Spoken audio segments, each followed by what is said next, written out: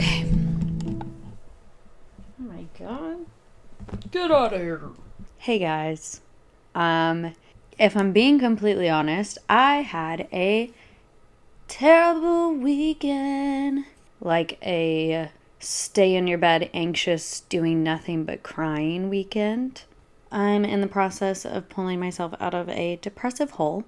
Let's just say things did not go to plan and it completely knocked me off my feet. All last week, I was looking forward to going to this little Halloween gathering with some of my friends, and I just really needed a break from my apartment and from work. I have kind of been in this cycle the past couple of weeks of just like extremely overworking myself and not really allowing myself to have fun. So I was looking forward to getting out of the house and getting to do some cute, just Halloween activities and have a wholesome night.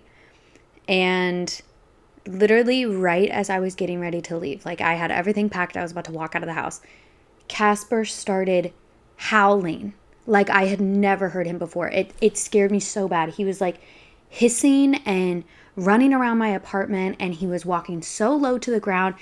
You would have thought that something was hitting him with how loud he was screaming.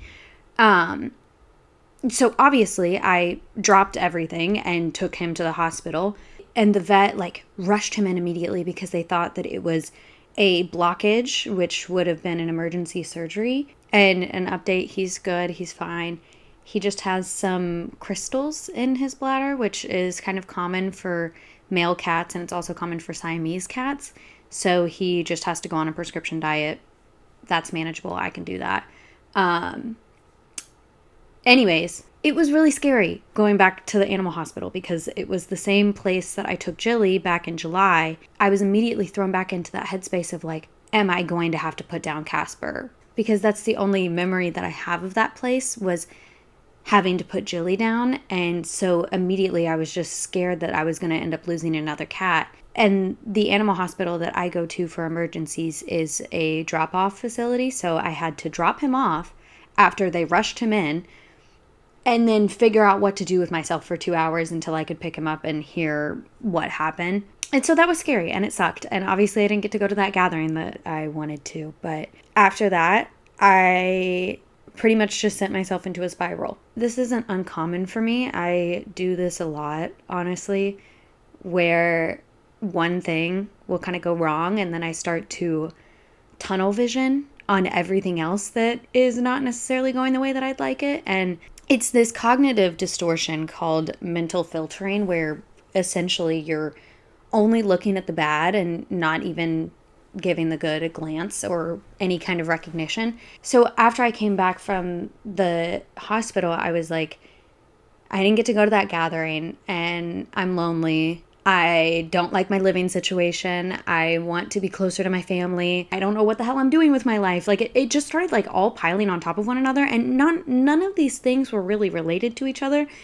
But I had convinced myself that like all of them were making up this current moment and like why I was unhappy. And needless to say, I didn't get out of my bed once I got home. And I cried all night. And then the next day came around and I was bedridden with my anxiety and my depression. I think this is something that a lot of us can relate to. Once we get into that comfy place of sadness in our bed, it's really hard to get up. It's so much easier to just be like, I hate the world, I hate everything right now, I just want to stay in my bed and not deal with any of these things, and I'll let life continue on without me a part of it right now. It feels almost pointless to try and get up and do the mundane things because the thoughts just become so heavy. And that's normal and human, I think. In the past, I was always under the impression that something had to happen that would pull me out.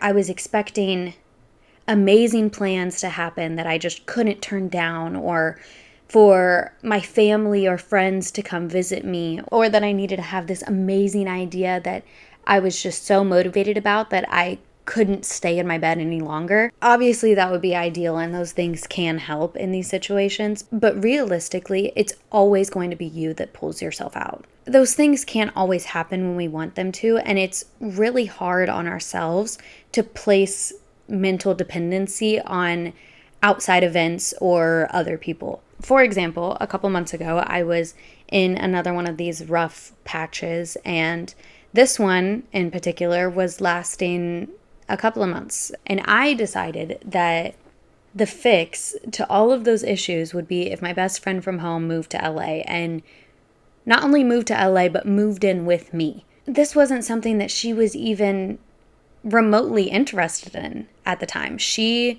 was traveling the US. She was doing amazing things for herself. And I still, every single time I talked to her, I had found a way to try and like bring it up in the conversation and be like, yeah, well, like, what if you moved here? And like, what if you came to LA? Because like we have cool things here too. And it was one, unfair of me to put her in that situation because she obviously cares about me and she wants me to feel better. And it was also unfair of me to put myself in that situation because I was almost withholding feeling better until that certain thing happened. Obviously, she didn't end up moving to LA, which I'm honestly glad she didn't because I feel stronger being here.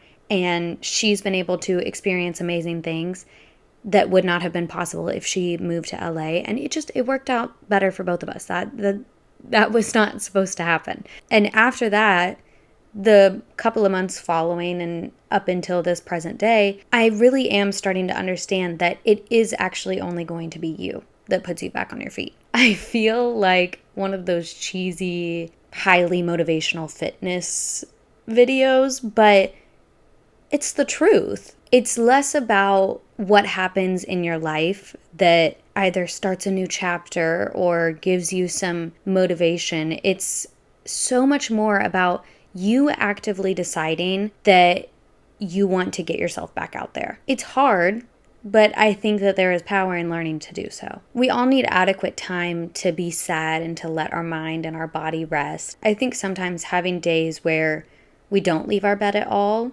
are good in a way, but I also think that we all know when it's kind of gone on too long and when we've reached that point where we've started neglecting ourselves and our life. Whenever I personally get into these low spots, the first thing that goes is my self-care. I stop doing my skincare routine. I am eating terribly. I am scrolling on social media for hours comparing myself to other people that seem to be doing okay for themselves. I don't care about the little things anymore. And I think when it comes to eventually pulling yourself out of this hole, that self-care is the first place to start. Yesterday, for instance, I woke up very slow. I kept turning off my alarm and I still had this heaviness hanging over top of me. And I even had that thought to myself of like, okay, well, I'll just give myself one more day and then Monday I will get back on my feet and I will be so productive and no more being sad, no more slacking, we're done. And I sat with that for a little bit. I don't know how it happened, but the thought kind of fluttered into my brain of like, well, why don't you just try and do your skincare routine and feel it out from there? And then I was like, okay, well, I'm hungry, so why don't I just go ahead and make myself a good breakfast, because why not? And then I was like, well, I'm already up, so I might as well just go run these errands that I needed to do. And then after that, I came home and I started working. And now, sitting here today, filming this episode, I realized that it was literally just the small action of doing my skincare routine yesterday that got me back working today. And I think that that's all we can really strive for. I don't necessarily feel super happy today, but I feel better than I did yesterday, and I'll take that. It wasn't something that someone did or said.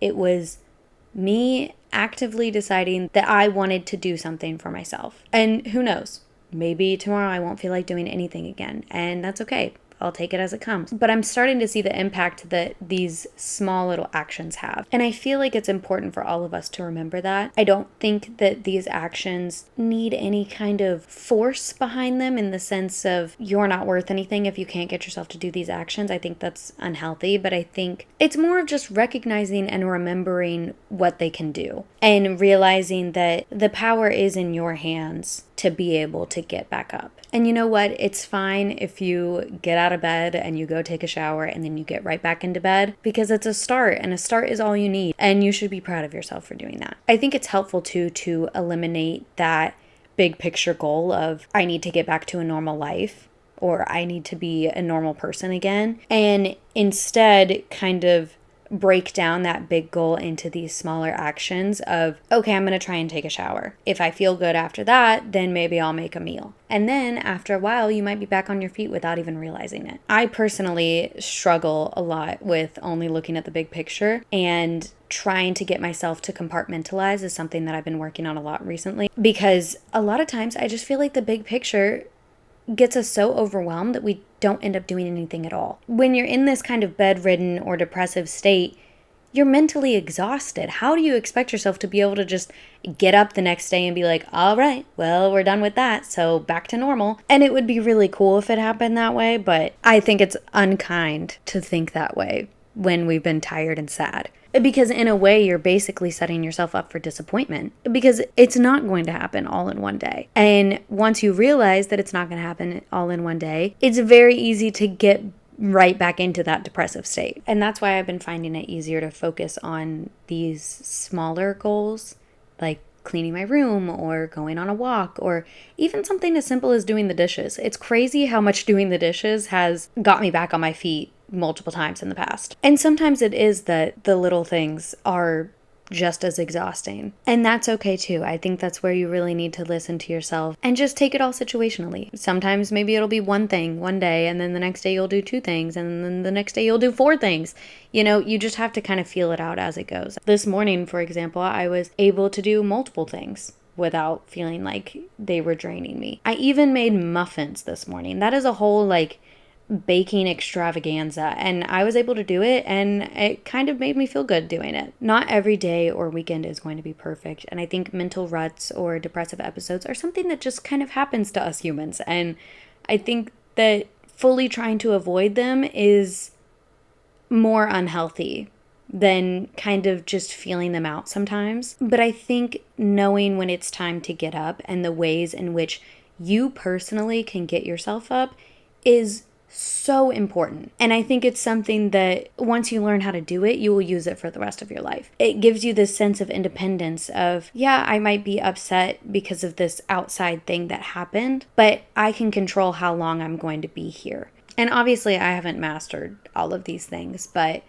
I think it's helpful to just kind of maybe make a little list for yourself of things that you know are simple and easy, but they kind of make you feel better, and they make it easier to kind of continue on with your life. That's what I did yesterday for myself. It's not always going to be the same thing for everyone. Someone might look at me doing the dishes and be like, girl, that looks miserable. I'm not doing that. But it's one of the things that helps me. I don't know why. It's this simple act that doesn't take a lot of mental energy, and it just feels like I did one thing towards getting my space back together. But that's why I think it's important to kind of work with these things yourself and just kind of see what you need. But yeah, maybe if you feel like you're struggling with a kind of episode like this, you can take some time to just write down some things. Anyways, I believe that's all for now, you guys. I hope you all are taking care of yourselves, and I will see you all next time.